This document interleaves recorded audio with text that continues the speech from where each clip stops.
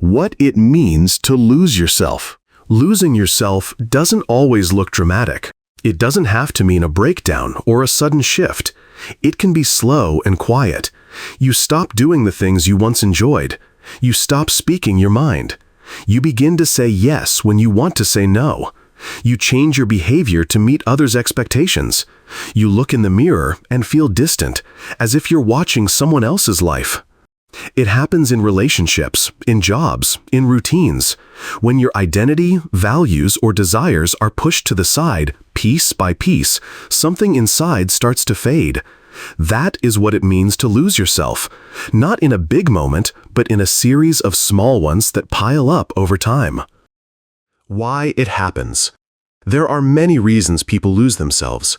One of the most common is the pressure to fit in.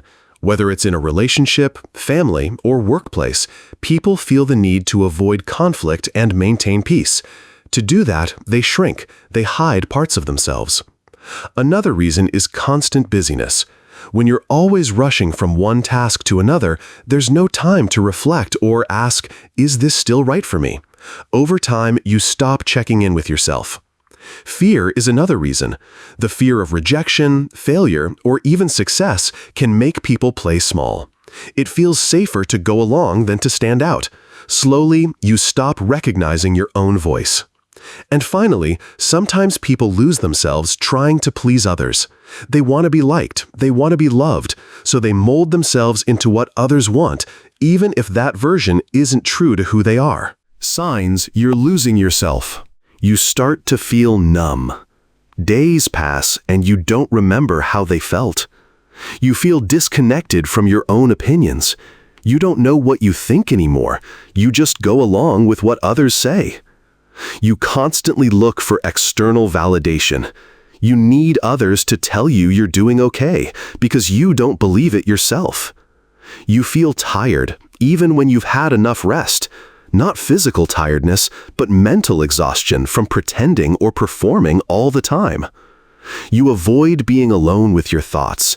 Silence becomes uncomfortable because it reminds you of how lost you feel. These are some of the ways your inner voice starts to fade. When that happens, the version of you that once felt clear and real becomes blurry. How to hold on to yourself. The first step is to stay connected to your values. Know what matters to you and make sure your actions match those values. If honesty, creativity, or kindness is important to you, don't let those things fall aside just to fit in. Second, keep time for yourself. Even 10 minutes a day can help you pause and check in. Ask yourself, am I living in a way that feels true to me? Third, protect your boundaries. Say no when you need to. Don't agree just to avoid discomfort. Boundaries are not rude, they're necessary to keep your identity strong. Fourth, make space for the things that bring you joy. It could be reading, writing, walking, building something, or listening to music. These small actions are reminders of who you are. Lastly, keep your voice alive. Speak your thoughts, share your opinions. Don't silence yourself just to be accepted. You don't need to shout, but you do need to be heard, even if only by yourself at first. If you feel like you've already lost yourself, don't panic. You are not broken. You are not gone. You've just drifted, and now it's time to come back. Start with awareness. Notice the moments where you feel most disconnected. Try to figure out when it started. Was it after a major life change, a relationship, or a shift in routine? Don't try to fix everything at once. Focus on one small thing that feels true to you. Maybe it's a book you used to love, a hobby you gave up, or a belief you haven't stood up for in a long time. Reconnect with that one thing. Let it guide you back. Spend quiet time with yourself, not scrolling, not distracted, just present. Go for a walk, sit outside, or write your thoughts. Let yourself feel. Let the fog start to clear. Talk to someone if you need to. It could be a friend, a counselor, or someone you trust. You don't need to do this alone. Rebuilding yourself step by step. Getting yourself back is not about becoming who you were before. It's about becoming clear again on who you are now. Start rebuilding your routines around what matters to you. If health is important, add in something small each day: a walk, better sleep, drinking more water. If creativity is important, find 5 minutes for it, even in a messy way. You don't need to create something amazing, you just need to begin again.